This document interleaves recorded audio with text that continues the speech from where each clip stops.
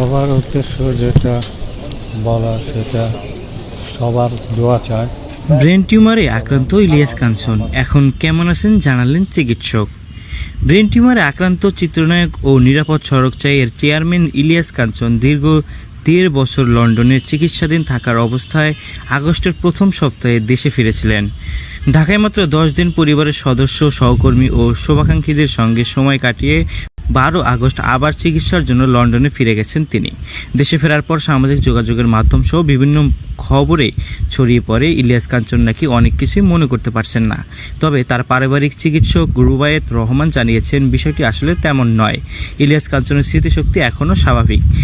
অসুস্থতার কারণে মূলত কথা বলার ক্ষেত্রে কিছুটা সমন্বয়হীনতা হয়েছে। রুবায়েত রহমান প্যালিয়েট কেয়ার বিশেষজ্ঞ। ইলিয়াস কাঞ্চনের চিকিৎসার সময় তিনি লন্ডনে ছিলেন। ৩ আগস্ট ইলিয়াস কাঞ্চন দেশে ফেরার পর তিনিও ঢাকায় ফেরেন। চিত্রনায়কের বর্তমান শারীরিক অবস্থা প্রসঙ্গে প্রথম আলোকে তিনি বলেন, ইলিয়াস কাঞ্চন তার জীবনযাত্রা, চালচলন, এমনকি ৫ ওয়াক্ত নামাজও ঠিকমতো পড়ছেন। আমি নিজে তার সঙ্গে নামাজ পড়েছি।